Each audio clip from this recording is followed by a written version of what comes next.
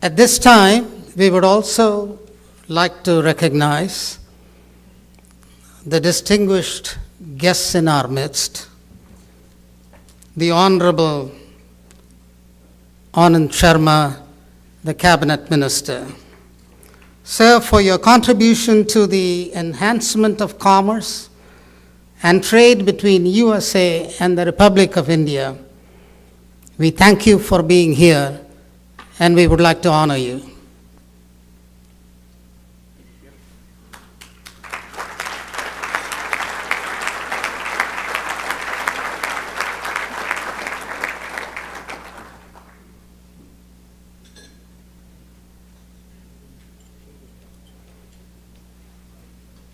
We would also like to recognize Judge Clay Jenkins.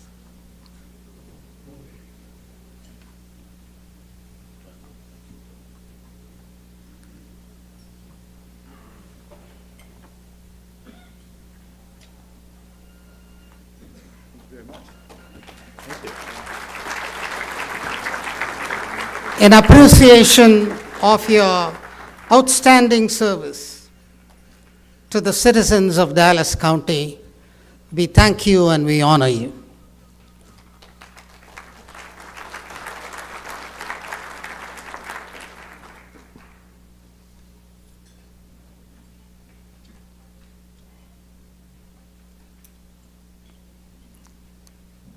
Sir, Honorable Counsel, Mr. Sanjeev Arora, we would like to appreciate your continuous and outstanding support for the Chamber and the Indian community in your region. Thank you, sir.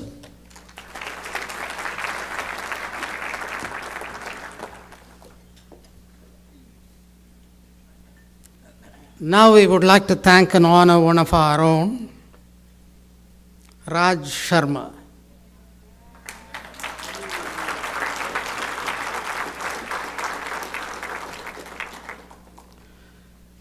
He has been very instrumental in working with the Chamber to establish the Business Assistance Center. We appreciate your contribution. Thank you.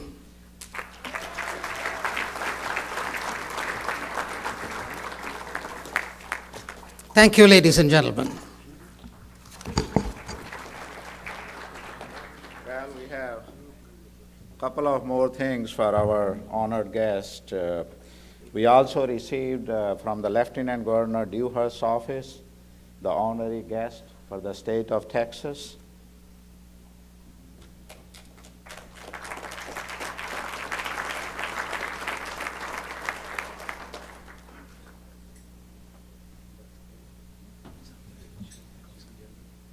Here is something which will look great in your office, how Texas is. Long horns.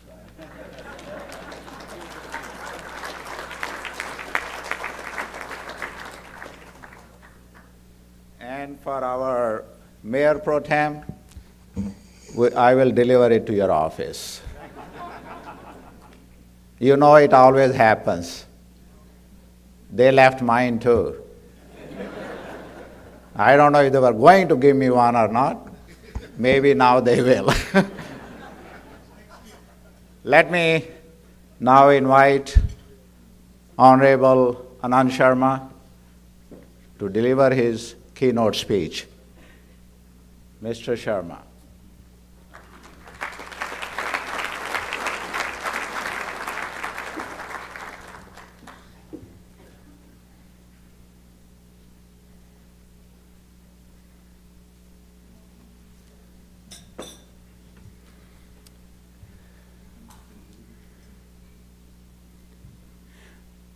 The Chair of the Greater Dallas Indo-American Chamber of Commerce, Mr. Raj Sharma, past Chair Mr. Mago,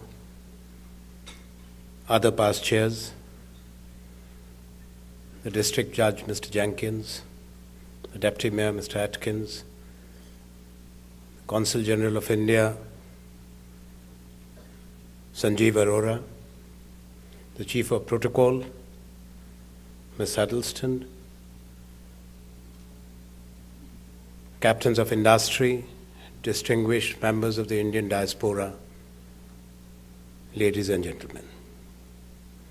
A few months ago, Mr. Mago met me in Washington during my official visit and asked me, "Have you ever visited Dallas?" And the answer was an honest no. The opportunity had not presented itself. And the then Ambassador of India, Meera Shankar, very strongly recommended that, Minister, next time you visit, try and accommodate Dallas. I'm very happy. It's a short visit, literally back to back. I've flown this afternoon. I'm flying to Washington tomorrow. We were in Chicago this morning. And this evening is a great experience to be in the midst of each one of you. I would like to greet you on my personal behalf and on behalf of over 1 billion people of the Indian Republic, the land of your forebears, your ancestors. And I would also like to thank each one of you, not only for the warm reception given to me and my entire delegation, but also your generosity.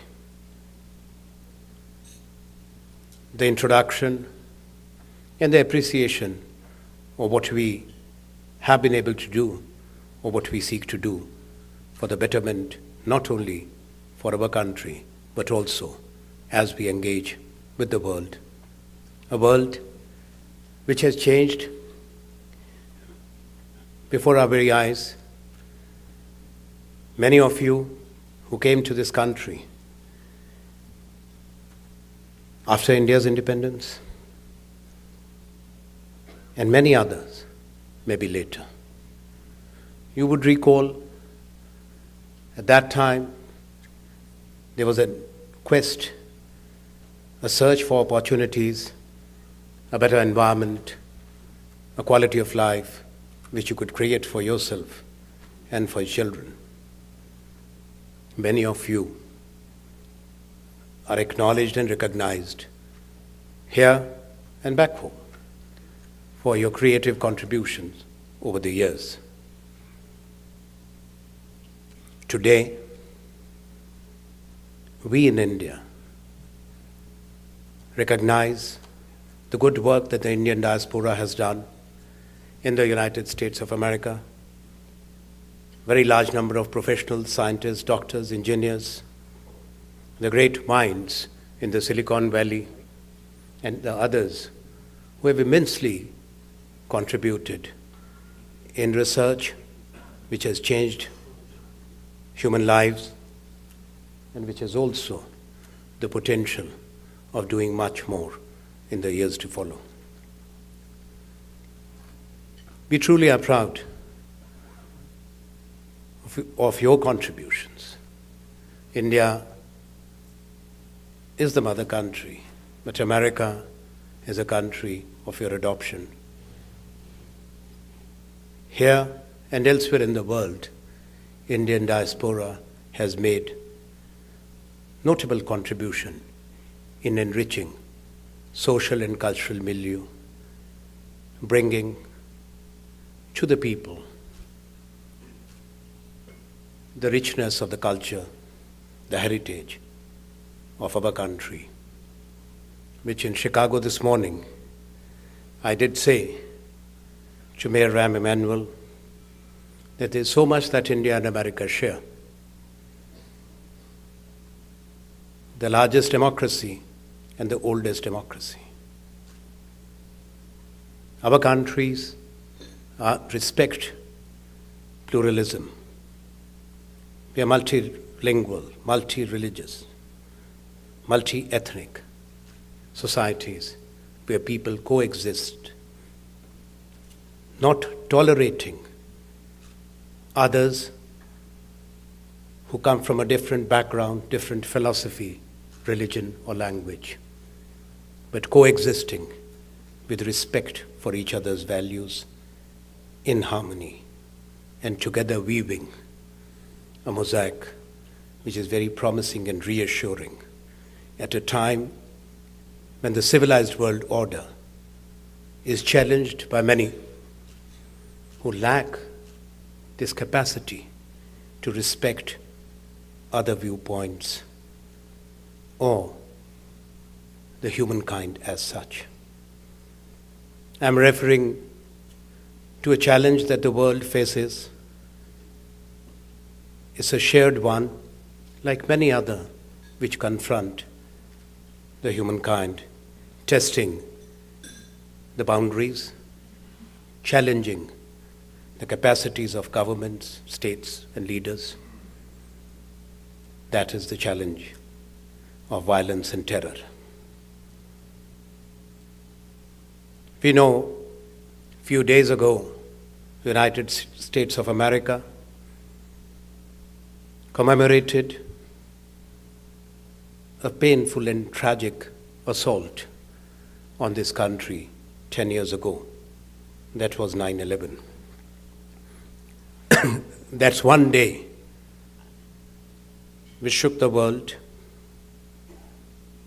and reminded us that we need to do much more if we have to protect our values, our hard-earned freedom, our liberty, and the right to express our views and stand up for them.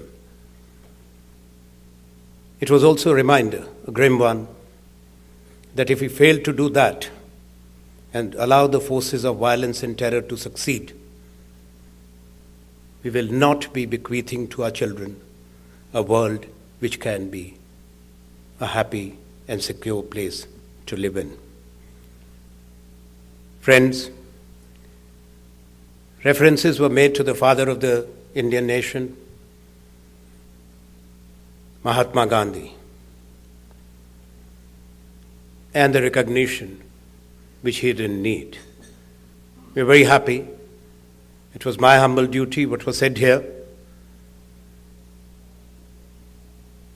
And one of the greatest honor as a son of India to move the resolution in a specially convened session of the United Nations General Assembly on the 15th of June 2007. More importantly, it is to recognize that Gandhi in his lifetime would not have recommended anyone, let alone accepted any honor or award. His life was one of struggle and sacrifice, who gave strength and courage